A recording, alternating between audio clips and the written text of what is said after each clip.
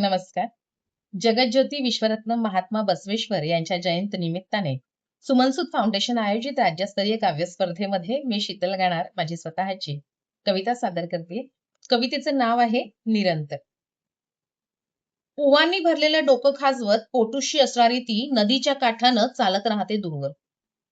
ओवांनी भरलेलं डोकं खाजवत पोटुशी असणारी ती नदीच्या काठानं चालत राहते दूरवर, वेड्यावाकड्या पावलांनी ठेचाळत राहते सतत. तेव्हा नदीकाठची तांबट सांज मलूल होते काही क्षण. कृष्णानं द्रौपदीला दिलेलं वस्त्र तिच्यापर्यंत पोहोचलंच नाही कधी. कृष्णानं द्रौपदीला दिलेलं वस्त्र तिच्यापर्यंत पोहोचलंच नाही कधी, म्हणून वासनेची शिकार होत राहते सतत. गर्भार असताना सुद्धा ती कधी भौरी देवी होते, कधी बिल्किस बानो, तर कधी असिफा. ती कधी भौरी देवी होते, कधी बिल्किस बानो, तर कधी असिफा. बेभान होऊन धावत जाते ती, धावत राहते वेड्या वाकड्या वळणांवर. बेभान होऊन धावत जाते ती, धावत राहते वेड्या वाकड्या वळणांवर आणि म्हातारीच्या घरापाशीच्या वडाच्या पारंब्यावर झुलत राहते बराच वेळ. तिन्ही सांजच्या वेळचा पावा ऐकत राहते मन म्हणून. आयुष्यातल्या कडूगोड आठवणी ठेवू लागते बासनात गुंडाळून. आयुष्यातल्या कडूगोड आठवणी ठेवू लागते बासनात गुंडाळून आणि मग वेगाने धावू लागते न्यायासाठी.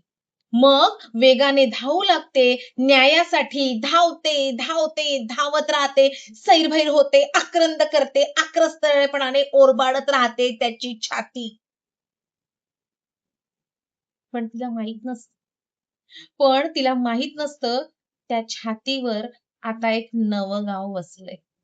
पण तिला माहित नसतं त्या छातीवर आता एक नवं गाव वसलंय.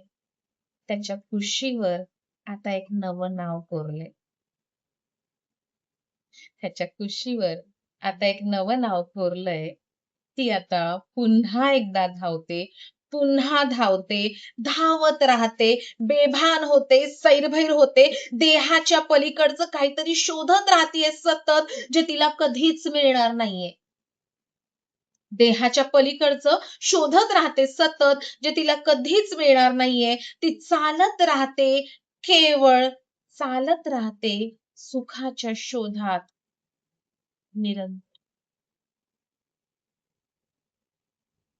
धन्यवाद.